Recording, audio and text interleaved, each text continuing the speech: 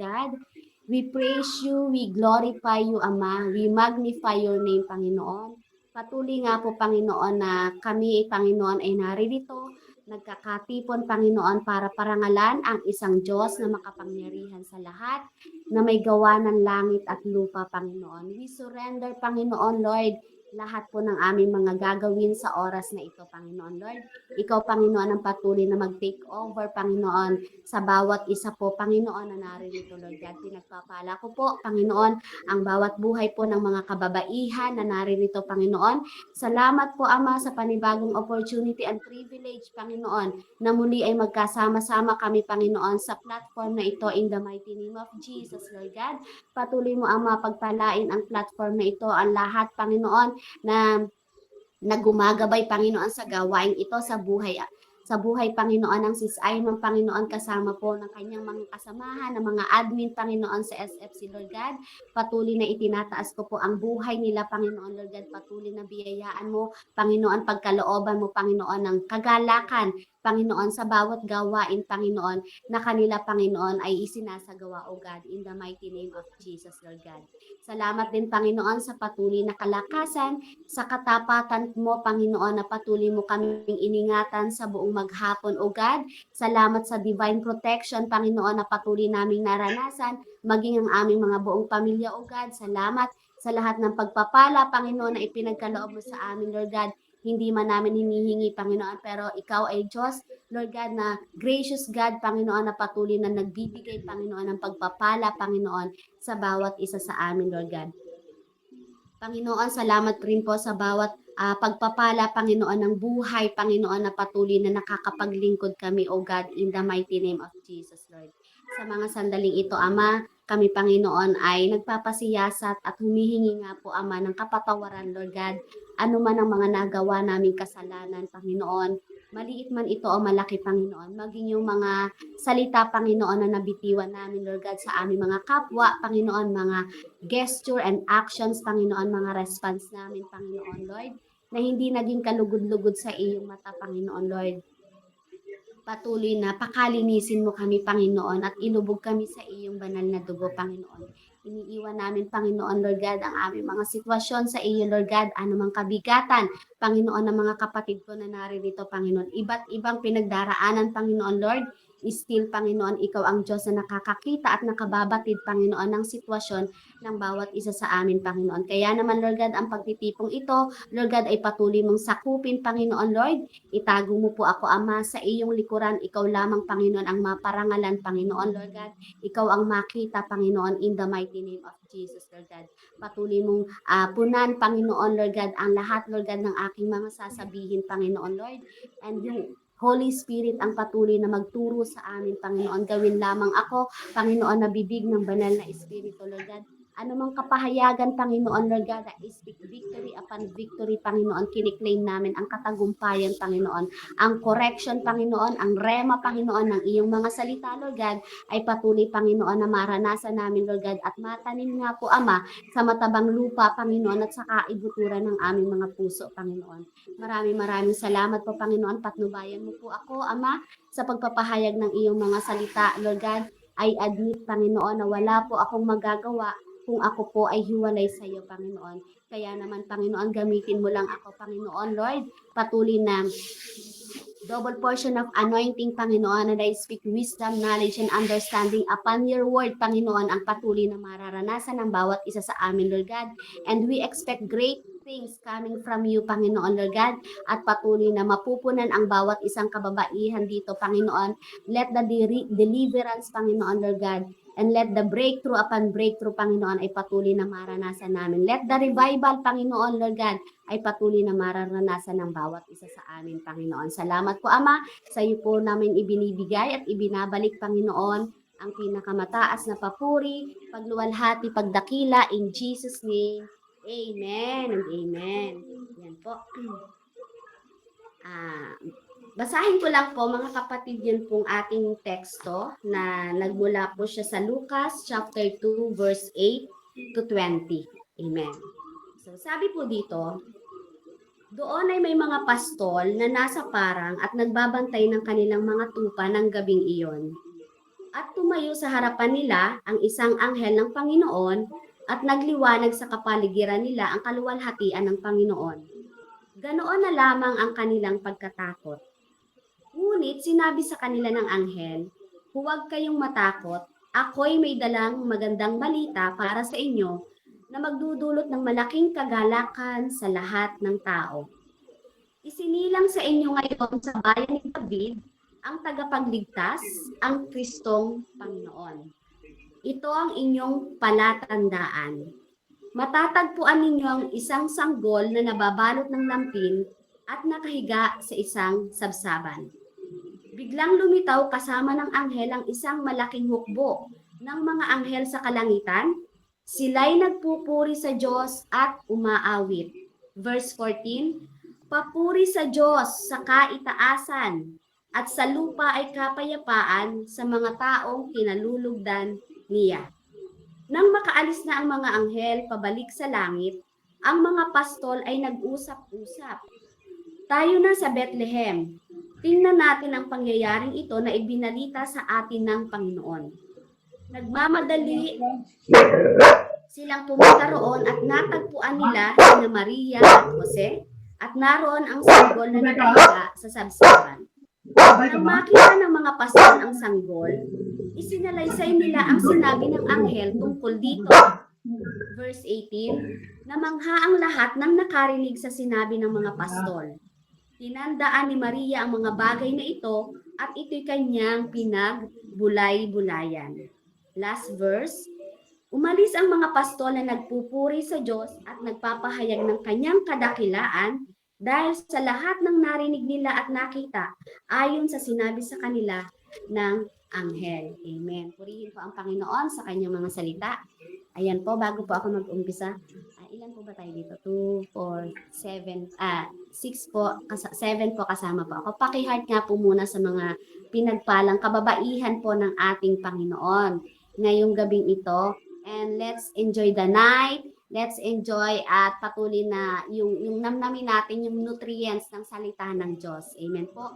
At tulungan niyo rin po ako mamaya kung mapa-extend pa po yung ating teksto, makapag-sharing po tayo, makapag-insight po tayo para po magkaroon tayo ng pagpapalakasan spiritual. Amen. Salamat po. Ayan. Ang title ko po dito mga kapatid ay Hope That Shines, Light That Transforms. Sabihin po nun is yung Christ brings joy and changes lives. Sa atin pong tema na Radiant Hope, Celebrating Christ, Sharing His Light. Yun po yung pinagmula ng title ko. So, when we say or when we heard hope, mga kapatid, hope is powerful. Tama po marinig mo lang yung pag-asa. May pag-asa ako. Yan, ganyan. Napaka-powerful po ng salitang hope. Ayan. But, many hopes in this world fade. Lahat ng halos marami ngayon na pag-asa na kapag titingnan natin ay pangmundo, ay nagpe-fade. Amen. Kagaya po ng pera, di ba? Akala natin ang pag-asa natin ay nasa pera. Pero, ang pera po ay nauubos. Amen. Minsan, nakatutok tayo ay sa tao. Umaasa tayo at ang pag-asa natin ay nasa tao. Doon tayo dumidepende. Pero mga kapatid, kagaya po ng sinabi ko, when we put hope into the aspect of this world, sa perspective po ng mundo, nagpe-fade po yan. Kasi po, ang tao, tayo pong lahat, ay nabibigo. Amen po. Wala po, lagi po tayong may kakulangan.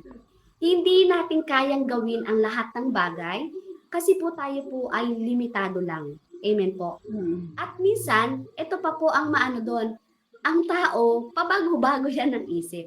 Hindi kagaya ng Panginoon. Amen. Pag di ba mga moody, di ba, lalo na kapag mga kababaihan, di ba? So, ito pa po ang nagpe-fade na parang akala natin yung pangarap, di ba? May pangarap tayo. So, akala natin ang pangarap na yun, yung pag-asa natin. Pag matapos lang ako, makapag-put up lang ako ng ganitong business. Yan, umaasa tayo na andun yung pag-asa natin. na andun yung future natin na mababago ang ating kalalagayan. Yet, in the darkest night of history, dito po sa aking binasa, gaya po ng nabasa ko kanina sa Luke chapter 2 verse 8:20. God sent a radiant hope that never fades. Ito po yung si Jesus Christ. Amen. Ngayon po, pag-uusapan natin yung story po ng mga shepherds na kung saan sila po yung naging first witness, the glory of Christ's birth through their experience po. Ano po? Yung mga shepherd po dito, yung mga pastor po, sila po yung unang naka-witness ng glory po, ng kapanganakan ng ating Panginoong Jesus. Amen po, nandyan pa po kayo. So, pwede po kayong ayan po, mag-type, ayan, pwede po kayong mag-chat kung ano po yung inyong nararamdaman, ano po. Ngayon po, through their experience, dahil po dun sa mga naging experience ng mga pastor na yon, na ating nabasa, we discover, and na-discover po nila how Jesus Christ becomes our radiant hope. A hope that transforms our hearts and shines through our lives. So, bago po tayo dumako sa pinakang body, gusto ko lang pong ibigay sa inyo kung ano ba yung meaning ng radiant hope. Ano radiant? Radiant. Sa biblical aspect po, biblical meaning ng radiant hope. R-A-D-I. Ang radiant po mga kapatid, ito po yung means shining brightly. Wow. Shining brightly daw. Parang yung may kanta niyan eh. Radiant. Diamond yung ganyan. Di ba radiant? Nag-shine siya. Shining brightly. Shining giving light or displaying glory. Yan po yung Bible, yung meaning po sa Bible ng radiant. So biblically, ibig sabihin, ito po yung nagdi-describe sa God's glory. Ang radiant po, shining brightly, nagdi-describe po yan sa God's glory. The light of Christ or the transformed life of believers. Ito yung sinasabi na displaying glory. Meron kang na-transform na buhay. Na buhay mo. When we say display, ibig sabihin, visible ang pagbabago sa'yo. Amen po. Lahat po tayo na nakakilala sa Panginoon, meron pong divine transformation na nangyari po sa ating buhay. Yan po yung displaying glory. Radiant. Dapat po ay nagbo-bright, nagsha-shine. Amen. At visible, nakikita. Hindi yung kapag nalaman na, ay, Christian ba siya? Saang banda? Di ba may mga ganyan? Saang banda siya Christian? Para namang hindi. May ganyan. So, nakakalungkot pag naging ganun ang comment po sa atin, di ba? So, hindi yun, kagaya ng, di ba? Saang banda siya Christian? Sabi po mga kapatid sa Psalm chapter 34 verse 5, those who look to Him are radiant, their faces are never covered with shame. So, dapat tayo ay nagliliwanag din, inside and out. Sabi po sa Matthew chapter 5, verse 16, let your light shine before others, that they may see your good deeds and glorify your Father in heaven. So, ibig sabihin, yung ating pong ilaw, yung ating pong liwanag, dapat nagsha-shine siya. Hindi po dapat siya paandap-andap. Yung malapit ng mawala. Alam niyo po yun. So, lapit agad tayo sa Panginoon pag ganun po ang ating nararamdaman. Hingi agad tayo, Lord. Give me hope, Panginoon yan. Yung radiance po, it implies visibility. Ibig sabihin, nakikita, hindi invisible. Amen po? So, influence din dapat yung radiance, influential. Ako naniniwala mga kapatid na hindi po yung mga vlogger ang pinakang influencer ng mundo. Dapat po tayo pong mga Kristiyano ang greatest influencer ng mundo. Bakit? Hawak natin ang salita ng Panginoon na nagbubukas ng kaligtasan sa mga tao na hindi nakaalam ng salita ng kaligtasan. Amen po. So, dapat tayo, nag-i-influence tayo. Hindi natin siya itatago. Ang sabi doon, visible dapat. kung nagniningning ka, kung nagliliwanag ka, dapat nagkakaroon ka ng nakaka-impluwensya ka, nakaka-impart ka. Amen? And the spreading of God's glory to others, i-spread mo. Amen? Lalo na po tayo na nagbubulay, nag-aaral ng salita ng Diyos. Amen? Ang pinakamalaking bahagi po at parte po natin ay ma-impart natin yung God's glory sa iba. Amen po. Yan po yung radiant. Pag sinabi naman po na hope, ito po yung it is a confident expectation in God's promises. Ito po yung sinasabing matatag at buo ang iyong tiwala, natutuparin ng Diyos ang kanyang mga pangako. Meron po ba kayong pinanghahawakan na yung personal na pinanghahawakan ng promise ng Panginoon sa inyo? Amen. Dapat po sa bawat umaga, meron po tayong dinideklara na promises ng God sa buhay po natin. Confident tayo na nag-e-expect tayo in God's promises. Matatag tayo at buo ang ating pagtitiwala na tutuparin ng Diyos ang kanyang mga pangako. Kahit hindi mo pa nakikita ang resulta. Amen? Ito po kasi ay, yung hope po kasi ay hindi ito yung duda mo lang. Hindi yung sana, hindi rin yung tsamba. Amen? Kundi ito po yung paniniwalang sigurado ka. Dahil ang Diyos ay tapat at hindi siya nagsisinungaling. Sabi po sa Numbers 23 verse 19, tama po ba, mga kapatid? Ang Diyos ay hindi sinungaling.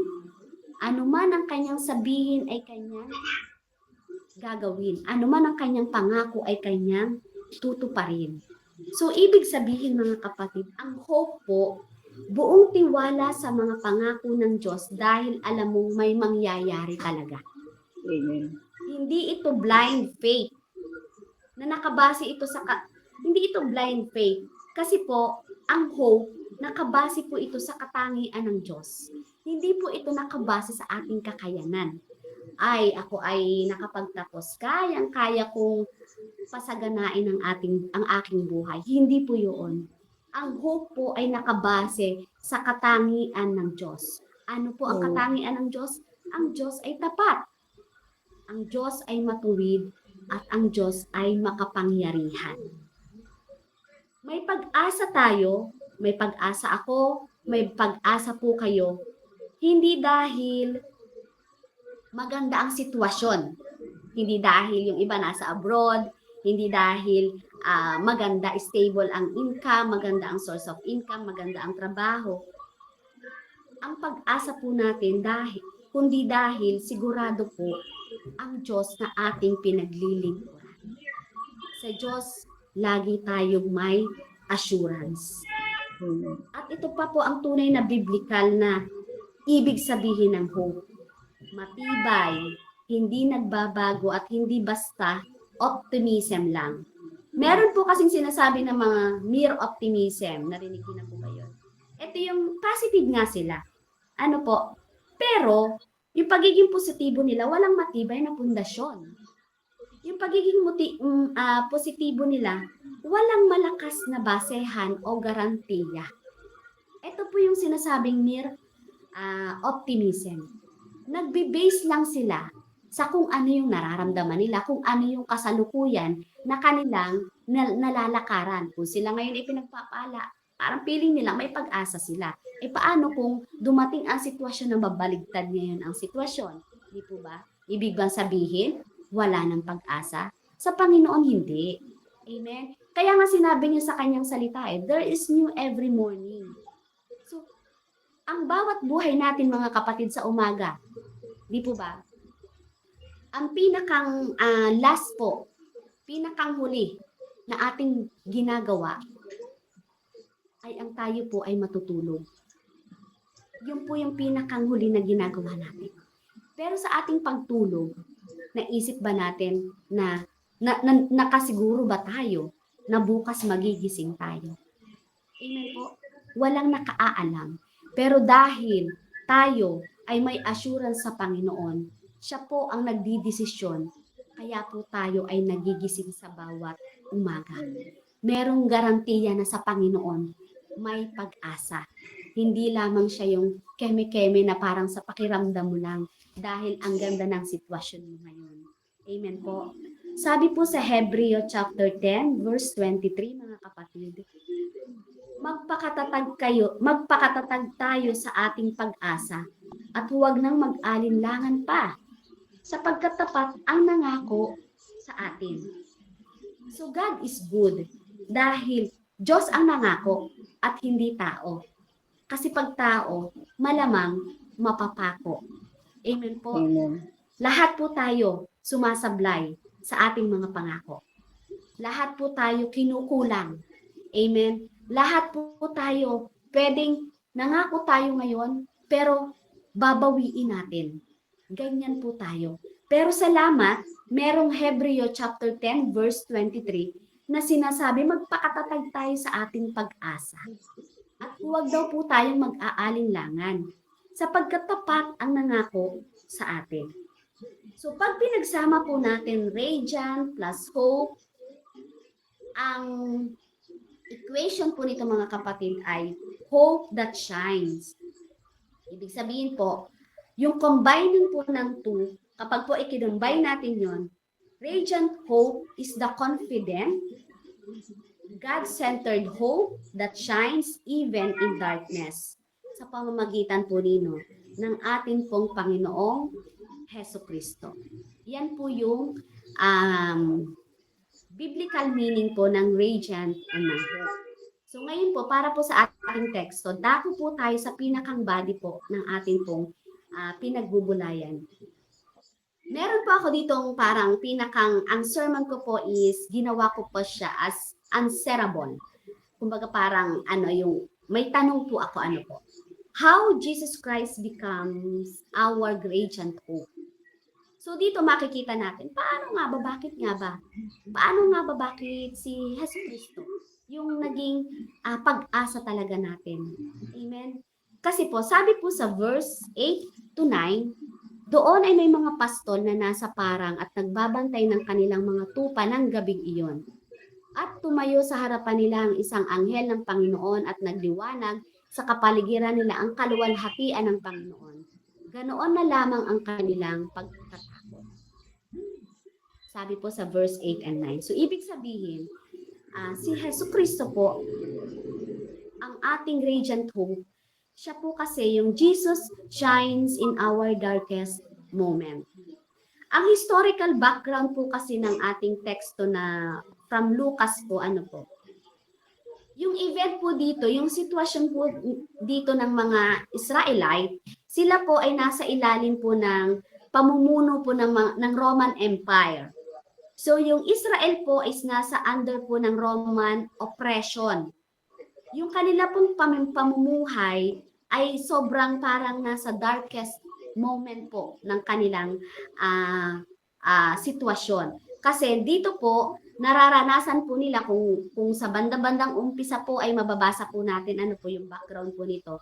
Nararanasan po ng mga Israelite yung heavy taxes, yung corrupt local leaders. At nararanasan po nila yung social injustice, yung takot and yung uncertainty. So dati pala mga kapatid may ganun na. So ngayon nararanasan din naman natin. Di po ba? May mga similarity din. Sa isang bansa, hindi mawawala yun. Talagang laging may mga ganyan. Hindi mawawala ang mga corrupt leaders, di po ba? Yung taxes, heavy taxes, yung mga social injustice na kung saan ang batas pumapabor kapag may pera, di po ba? So yun. And yung mga Israelite dito, yung mga tao po dito, ang background po dito, yung mga people po dito, naglolong po sila for deliverance. Hindi lang po, not just politically, but spiritually. So yung panahon po nila, mga kapatid dito, sila po ay nasa madilim na kalalagayan ng kanilang pamumuhay. So, bago po magpunta dito sa verse 8, meron pong nauna sa chapter 2, na kung saan ipinakita po doon yung birth of Jesus Christ in Bethlehem. Amen. Na sinabi po dito ni Lucas that Mary gave birth in Bethlehem. So, ibig sabihin po, ito po ay yung propesiya na nangyari pa nung lumang tipan pa. Makikita po natin yan sa Micah or Micah's chapter 5 verse 2. So Jesus was born in humble conditions, nakalagay po doon. Laid in a manger. This sets the stage of God, revealing the news not to the powerful but to the humble. So bakit po kaya sinabi dito na bakit yung sa mga pastol unang encounter ng Panginoon sa kanila, ano po? Kasi po dati po, sa social status po nila, ang mga pastol po o ang mga shepherds po, kino-consider po yan na unimportant. Kino-consider po sila na unclean and socially insignificant. Pero sila po ang unang pinuntahan. Amen. Sila po ang unang pinuntahan po ng Diyos. Mababasa nga po yan natin doon sa Micah, chapter 5 verse 2. So, ibig sabihin, walang madilim na lugar o sirang buhay na hindi kayang abutin ng liwanag ng Diyos. Kasi yung mga pastol sila ang unang pinuntahan. Sila po yung parang sa social status nila, sila yung abang-aba. Amen? Pero, sabi nga, walang madilim na lugar o sirang buhay na hindi kayang abutin ng liwanag ng Diyos. Alam ko po mga kapatid na ang bawat isa po sa atin dito ay may kanya-kanyang hawak na patotoo, na kung saan, pag sinabi mo sa isa mong kapatiran, magsha-shine at mag-glorify ang pangalan ng Panginoon. Nagliliwanag siya sa buhay ng makakarinig. Patotoo pa lang natin, di ba? Pagpapala na. Amen. So yung God shines His light in the darkness of life. Sabi kasi dun sa verse 8, the shepherds watch their flock at night. So yung night po dito, nagsisimbolize po siya ng fear, uncertainty, and struggles, and also sin. So kapag po tayo ay nakaka-experience na tayo po ay nasa gabi ng discouragement, financial struggle, yung mga relasyon na paulit-ulit na kaguluhan ang dala, mga toxic relationship, or even po yung mga dirty feelings natin, mga kapatid, God's glory can break through. Ibig sabihin nito ay kaya ng Diyos na pasukin, lampasan at pagliwanagin ang kahit anong kadiliman, kahit anong kahinaan natin, o yung mga imposible nating sitwasyon. God's glory can break through. Ang sinasabi pong glory of God, yung kaluwalhatian ng Diyos, ay yun po yung kanyang presensya. Tayo po ba ay may time pa na magkaroon ng altar, intimacy sa ating Panginoon? Talaga po bang sinisik natin ang presensya ng ating Panginoon? O sa mga sitwasyon lang na parang di na natin kaya? Amen. Saka tayo ngayon magkukumahog na, Lord, tulungan mo ako, kailangan ko ang tulong mo. Amen. So dito po, sinasabi dito na yung presensya ng Panginoon, mararanasan natin yung glory ng God. Yung kanyang kapangyarihan, yung kanyang kabutihan, yung kanyang liwanag. At kapag sinabi po natin breakthrough, ibig sabihin, ang Panginoon mga kapatid, pumapasok po ang Diyos kahit sarado ang daan. Our God is a waymaker God. Amen.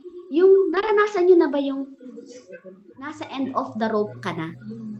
Yung parang hindi mo na alam, may daan pa ba para makalabas ako sa ganitong sitwasyon? Amen po. Pero mga kapatid, once na tayo po'y nagbababad sa presensya ng Panginoon, yung glory ng Panginoon can break through sa lahat ng ating kadiliman na pinagdadaan. Ito yung breakthrough na sinasabing sumasabog ang liwanag niya kahit madilim. Gumagawa siya ng paraan kahit hindi natin kaya.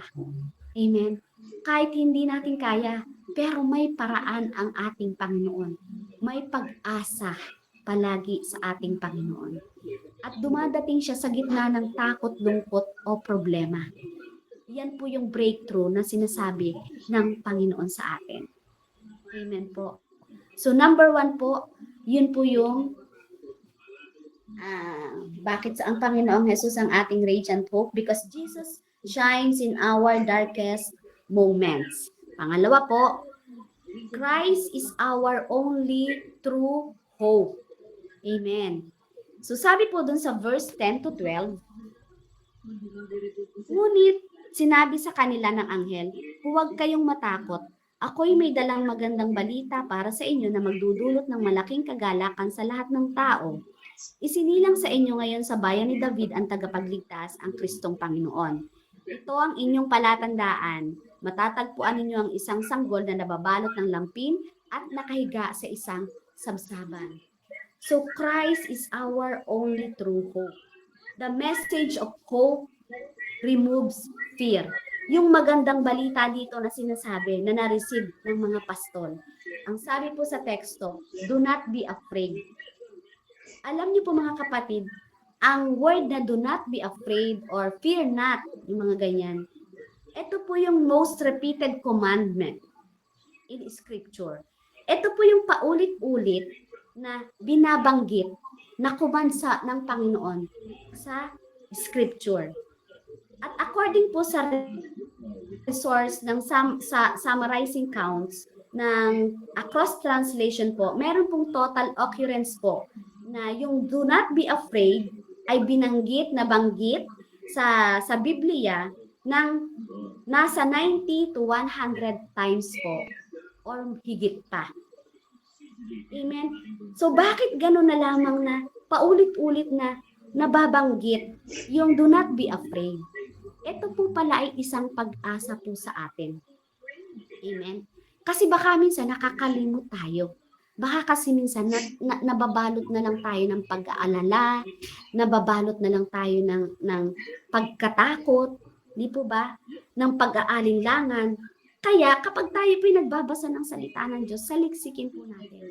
Pag sinabing do not be afraid, Panginoon ang nagsabi niyan. Siya ang ating muog at matibay na sanggalang. Amen? So, yun po yung most repeated command dahil po kapag po tayo natatakot, tayo po'y nabubulagan. Kaya po inuulit-ulit sa salita ng Diyos na do not be afraid. I am with you. Diba? Wherever you go. Diba? So, paulit-ulit. Kasi kapag po tayo nakaramdam mga kapatid ng takot, tayo po ay mabubulagan. Pero, kung yung hope na do not be afraid, sabi ng Panginoon, do not be afraid. Pag tayo nakakaramdam ng yung konting palpitation ng ating mga puso, di ba? Yung ating mga dibdib, abay baka something na meron ka ng kinatatakutan na hindi pa naman nangyayari. Aba, ay palagi lang nating sabihin na, sabi ng Panginoon, do not be afraid. Kasi magbibigay po sa atin yun ng hope. And hope restores our vision. Ibabalik ngayon yung ninakaw ng takot na paningin natin na nawala. Pag nagkaroon tayo ng pag-asa sa salita niya na sinabing do not be afraid, yung ating paningin still makababalik sa pagtuon natin sa ating Panginoon. And yung the message po ng good news, ito po yung pinakang gospel. Yung good news po dito na sinasabi yung great joy. Hindi po ito balita lang ng gobyerno o yung negosyo. Yung sinasabi dito na isang anghel ng Panginoon ang nagliwanag at may dalang balita, di ba? Kundi ang dala-dala po niya ay balita ng Diyos para po sa atin. Jesus is the radiant hope because of who He is. Amen? At sa pagiging radiant hope po niya, kung sino siya po ay may tatlong title. Una po, siya po ang ating Savior. Siya po ang ating tagapagligtas. Pangalawa po, siya po ang ating Christ. Siya po yung promise na Messiah. Siya po ang ating Lord. Siya po yung Diyos na nagkatawang tao. At yung sinabi po dito na may isang bata na isisilang na kung saan ay sinabi na sa sabsaban. Yun po palang hope, mga kapatid, yung pag-asa natin dapat po, nagdadala po yun sa atin, nagbibit-bit po sa atin yun ng humility, hindi po kayabangan. Amen? Kasi minsan ang mahirap po, pag nakakita ka ng maliit na pag-asa, ginagrab mo yon. Pero, imbis na maging mapagpakumbaba ka, Hindi dahil sa atin. naranasan mo na may pag-asa pala, Baka dito. ang nangyayari po, kabaligtaran. Di ba? Parang mas nagiging mayabang. So yung hope po, yung kapanganakan ng ating Panginoon sa sabsaban, yun po ay nagsisignify po na dapat po yung pag-asa na bitbit ng salita ng Diyos, yung pag-asa ng kapanganakan ng Panginoon, nagbibit-bit po, binibit-bit po tayo sa humility. Amen. Sabi dun kasi, a baby in a manger. Di ba? Simple lang. Quiet, lowly. Pero, siya ang pag-asa ng mundo. So, kagaya po natin. Maging simple lang po. Amen. Simplihan lang po natin mga kapatid. At patuloy lamang na hayaan natin na ang Panginoon ang magbibit-bit sa bawat hakbangin natin kung saan tayo dadalhin ng ating pananampalataya at ng ating paglilingkod. Napakahirap po na magtiwala at iput mo yung pag-asa mo sa sarili mo. Amen po. Sabi doon yung good news, yung gospel, kumpleto po yan para po sa ating pag-asa.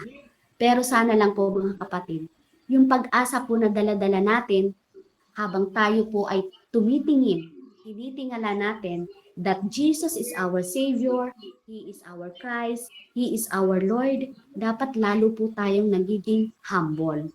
Alam niyo po ba yung palay, di ba? Yung palay, habang dumadami po yung kanyang butil, lalo po siyang yumuyuko. Amen po. Papansin niyo po yun yung palay.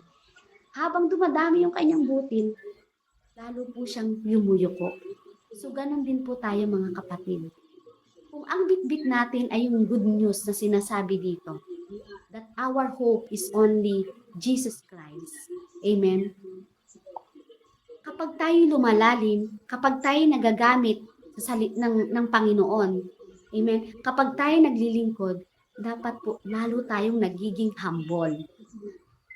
Babalikan po natin yung kung ano po yung pinagmulan ng ating Panginoong Jesus. Hari siya, di ba, makapangyarihan siya, pero pinili na maipanganak siya sa sabsaban. Amen. So kung gaano yung pag-asa na hawak-hawak niya, kung gaano yung kanyang daladalang liwanag ay kayang sakupin ang kadiliman ng buong mundo, ganun din po tayo mga kapatid. Kung tayo po'y umaasa sa ating Panginoon, once na po tayo ginagamit ng Panginoon, matuto po lagi tayong mag-humble down. Yan po yung simbolo ng pag-asa natin sa Panginoon. Amen. Sabi po sa John chapter 1 verse 45, in Him was life, and the life was the light of all mankind. Sinong mag-aakala? Di ba? Kaya nga dito po sa teksto sa Bagong Tipan yung mga Pariseo, kahit na sinasabi na niya, di ba, nangangaral siya, pero hindi pa rin sa kanya naniniwala. Kasi that time, ang puso nila ay sarado. Ang tinitingnan nila na parang hari ng sanlibutan ay isang magarbong hari, alam mo yun, nakatira sa palasyo. So, ang gusto ko pong i-point out dito mga kapatid, si Jesus ang ating true, only hope, di ba? Kung ano yung paglakad natin sa Panginoon, bit-bitin nawa tayo sa humility. Amen po. Kung sa tingin mo, lumalaki ulo mo dahil sa pagpalakpak ng tao, dahil sa dami mong hinahawakang ministry, dahil sa kung paano mo ino-organize ang lahat, amen po, dapat ang glory lagi sa Panginoon. Balik lang tayo Lord, hindi ko po makahandle ito. Tulungan mo po ako. Magbalik tayo lagi ng pasasalamat. Palagi tayong magpakumbaba. Kanino? Una sa Panginoon, pangalawa sa tao. Hindi pwedeng sasabihin natin na nagpapakumbaba tayo sa Panginoon, pero sa ating kapwa, mayabang po tayo. Kasama po ako doon. Tayo po, ano po. Kaya po, matuto po tayo na palaging magpakumbaba. Balikan natin, saan ba nanggaling ang Panginoong Jesus?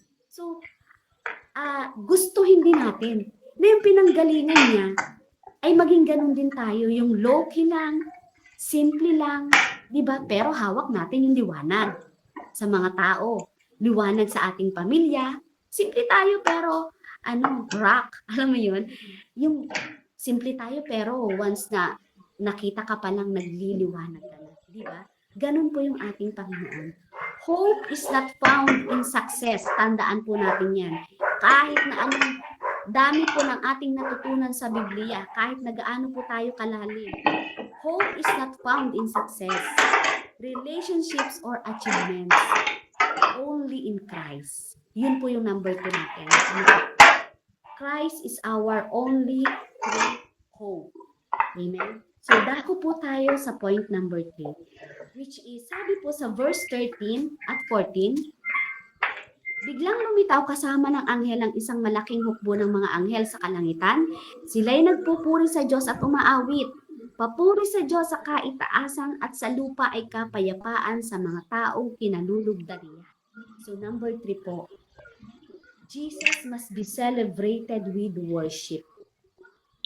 Bakit po? Yung hope po kasi, yung pag-asa mo, dapat naglilid yan sa pag-worship mo, sa pagpupuri mo. At ang pag-worship po, when we say worship, hindi lang po yan sa pamamagitan ng awitin. Amen? Lahat ng ginagawa mo, everything you do it to glorify God. You worship God. Kahit pa ikay naglilinis lang, kahit pa ikay nasa gitna ng pagtatrabaho. Amen? Yung atin pong pasasalamat at patotoo, pag-worship po yun. Amen? Ibubukas mo pa lang ang bibig mo. Pag sinabi po ng ating presider na yung ating fasi na magpapasalamat, sinong papasalamat, di ba? Once na binukas mo ang bibig mo, you are worshiping God. Wino-worship mo na siya. Yun ang laman ng puso mo eh. So naandun yung pag-asa na sa patotoo mo, may ginagawa pa rin ang Diyos. Hindi yung sa patotoo mo at pasasalamat na tapos na siya. Hindi po ganun. Kasi pag-asa nga siya eh. So hope leads to worship. Maraming pamamaraan para po i-worship natin ang ating Panginoon. Amen po. Yung giving, yung sharing, yung encouraging, di ba? That is worship. Bakit? Kasi ang ibinibigay mo yung pag-asa dun sa tao na yun. At ginagawa mo yun to worship God alone. Amen po. And worship recognize God's glory. Hindi po sa atin ang glory. Hindi dahil magaling tayong umawit. Amen? Kaya parang ang feeling natin, bida na tayo kasi ang galing natin sa instrument, ang galing natin umawit. Amen? Yung worship po, yung hope po na dala ng worship, nare-recognize mo dapat na ang glory ay sa Panginoon. Sa Kanya po lamang. Wala pong sa atin. Amen po. And hope brings peace. Sabi dun sa 14. Diba? Sabi dun sa 14. Papuri sa Diyos sa kaitaasan at sa lupa ay kapayapaan. So yung pag-asa, yung hope, ay dapat ay nagbibring sa atin ng peace, ng kapayapaan. Amen po. Sabi po doon sa Romans chapter 5 verse 1, we have peace with God through our Lord Jesus Christ. Bakit? Dati po kasi naman, kaaway tayo ng Diyos. Di po ba?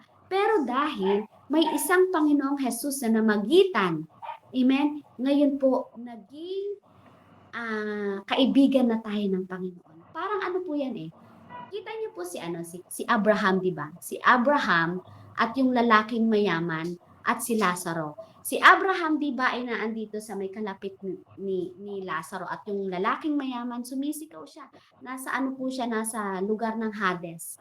Sumisigaw siya, sabi niya, Amang Abraham. Sabi niya, utusan niyo po si Lazaro na idut-dut man lang yung kanyang kamay, di ba?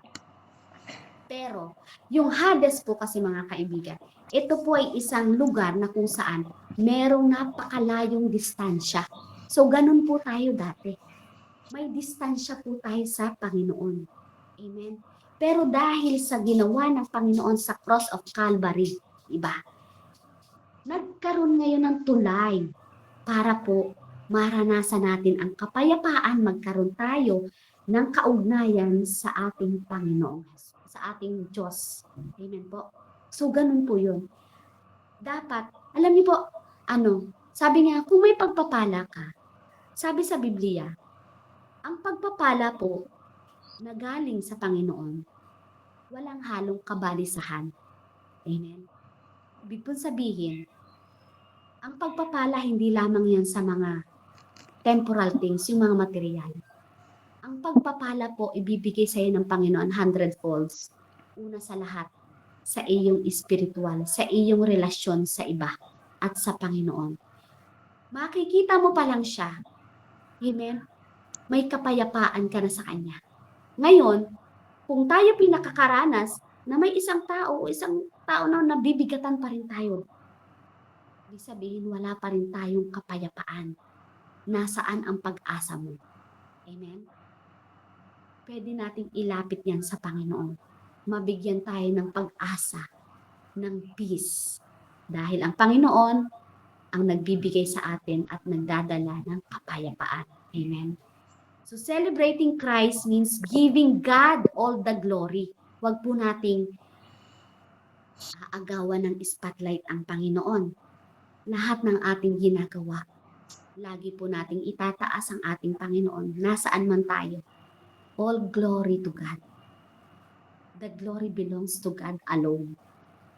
Yan po yung totoong pag-asa. Amen. So number 4 po, sabi po sa verse 15 to 20. Hindi ko na po masyadong mabasahin at baka po kapusin na po ako yata sa oras. Pasensya na po, mahaba na po ba?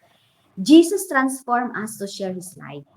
So yung shepherd po dito, sinabi doon, yung transforms, sige, paki-heart po ang bawat isa na nagkaroon ng transformation. Amen. Si Sis Ann lang po ba ang nakaranas ng transformation nang makakilala sa Panginoon? Amen. Si Sis Imelda, yan. Sila lang po ba ang nakaranas ng transformation? Si Sister Christina, amen. How about the others? Nakaranas po ba talaga ng transformation? Ayan, si Sis ay ma'am. Diba? At ibig sabihin po, sabi po, kagaya po ng mga pastol, yung mga pastol po, nung nakaranas nila, nung na-encounter nila yung magandang balita na ibigay sa kanila ng anghel, nag-respond po sila immediately. Anong sabi nila? Let's go to Bethlehem. So, hindi sila nagdalawang isip. So, yung po palang hope na dala-dala sa atin ng Panginoon, nagde-demand po pala yan sa atin ng response. Dapat may response tayo. Kapag po tayo ay nagkaroon ng transformed life, dapat may mga response po tayo sa Panginoon. Not delay. Huwag mong i-delay ang paglilingkod mo sa Panginoon. Huwag mong ihahang ang kaluwalhatian ng Panginoon. Magre-response ka ayon kung paano na-transform ang iyong pagkatao. Amen? At sila po, yung mga shepherd po ay nag-testify boldly. Sabi nung, they spread the word di ba? Imagine niyo yung ordinary shepherd naging first evangelist. Amen? Parang tayo, nung una di naman tayo marunong. Hiyang-hiya pa tayo pag tayo mag-opening prayer. Di ba? Pag tayo ay, lalo na pag maghahayag na ng salita ng Diyos. Pero if we experience a transformed life, 'di ba? Share your life. So dito nga yung mga ordinary shepherd naging first evangelist 'di ba? Mababasa niyo po yung sa 15:20. So yung buhay po nila nagbago. The shepherd returned, glorifying and praising God. They returned to their everyday life, pero hindi na sila kagaya ng dati. Just like us. Hindi na po tayo kagaya ng dati. Inahon na po tayo ng ating Panginoon. We are new creation.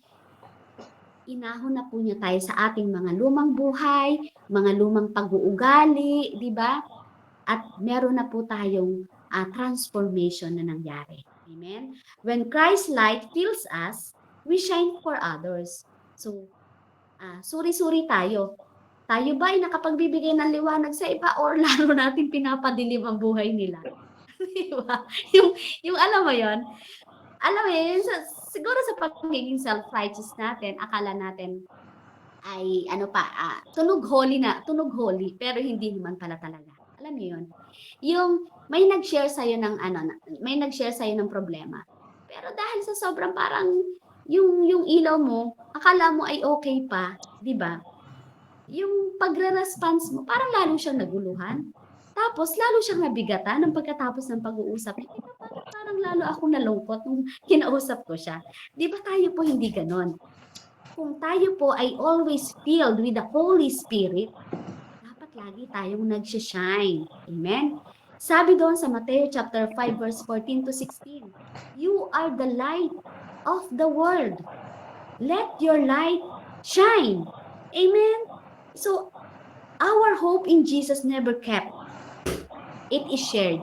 So, yan. Kaya mamaya, huwag niyo pong sarilinin, huwag niyo pong itago. I-share niyo po kung paano yung pag-asa niyo, kung paano kayo pinagliwanag ng ating Panginoong Hesus. Alam mo yun, sa kabila, ako nabibless ito sa mga testimony ni Mami Tine, ni Sister Christina. Grabe, alam mo, nasa pinakang sulok na ng kadiliman. Pero grabe, nagliliwanag ang kanyang buhay dahil kay Jesus. Amen?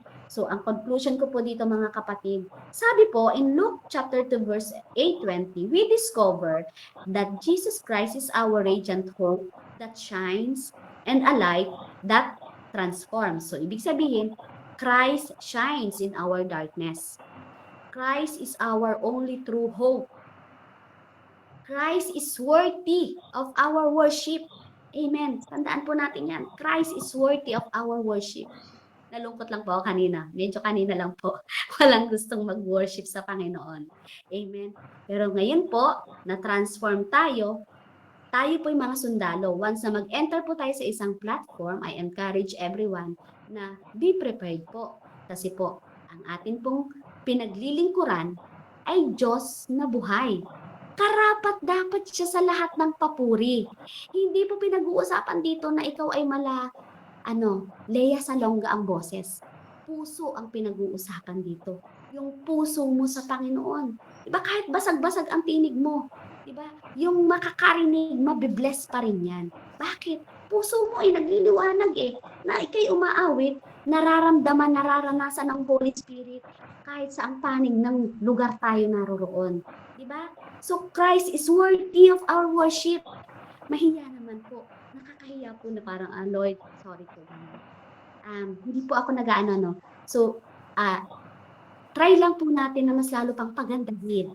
Alam mo yun, kasi po, ito pong women's ministry ngayong date na, ano ba ngayon? December 9, hindi na po ito kagaya ng women's ministry ng December 16. So, do our best. Lagi natin na tatandaan na ituring natin ang ating araw, ito yung last day na natin. Napapupurihan natin ang ating Panginoon. Amen po. Christ empowers us to shine His light. Amen. Kukuha tayo ngayon sa kaliwanagan ng Panginoon. Siya ang mag-i-empower sa atin, yung banal na espiritu ang mag-i-empower sa atin para yung ilaw na meron tayo, pinunuan niya ng Panginoon So mag-uumapaw yan. Kailangan may matanglawan ka. Pero kung ang natatanglawan mo, sarili mo nga, hindi mo matanglawan, paano na? Nasaan doon ang radiant hope na sinasabi? So ang challenge ko po, radiant hope is not just like a team. Ito po yung ibinaba po natin ng ating pong IMAM, sis IMAM na sinabi po, ito po yung team. It is not just like a team.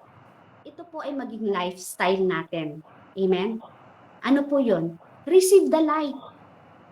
Sabihin, receive Jesus Christ. Walk in the light. Ibig sabihin, walk with God. Holiness, godliness, righteousness. Ano pa? Share the light. Greatest commission ng Panginoon. Amen? Go and make disciples. Amen. So, salamat po sa bawat isa. Salamat po, pasensya na po kayo kung napahaba po. Amen. Sige po, ako po yung mananalangin. Amen. Hallelujah, Lord God. Salamat po, Panginoon, sa araw na ito. Salamat po sa mga naging bukas, Lord God, na spiritual ear, spiritual heart ng bawat isa sa amin, Lord. Patuloy mo pong pagpalain, Lord God, ang mga natitirang oras namin, Lord. Sa bawat isa po na may mga gagawin pa, kung ang iba po ay nasa ibang lugar, nasa ibang bansa na magtatrabaho, Panginoon, patuloy mo pong ingatan ang kanilang mga pisikal na katawan, Lord God. Patuloy, Panginoon, na i-restore mo po ang kanilang mga organs, Panginoon. Mag-transform po mag-functions po ng maayos, Panginoon. At ang bawat isa, Lord God, I speak healing upon healing, Lord God. Ilayo mo po sa anumang nakaambang sakit, O God. Lalo pa po kami magamit, Panginoon, mightily, effectively, miraculously. Salamat po sa katagumpayan ng araw na ito. All glory belongs to you alone. In Jesus' name, amen and amen. Amen po. Salamat po, sis. Ay, ma'am, back to you po. Praise God po sa buhay mo, Ate Meds. Thank you po sa pag-share po ng word ni Lord. So, ayun po, welcome po sa mga bagong pasok at Ate Jerani, Ate Annalisa, and Ate Jolly. So, ayun po, ngayon po ay dadako na po tayo sa ating sharing time. Sino po ang gustong mauna? Amen po. Ayan. Hindi ko masyadong naumpisahan yung mensahe, pero nakuha ko yung salamat sa Lord at inabutan ko yung pinaka magandang parte po ng mensahe ko ni Sis Meds. Thank you po Sis Meds sa isang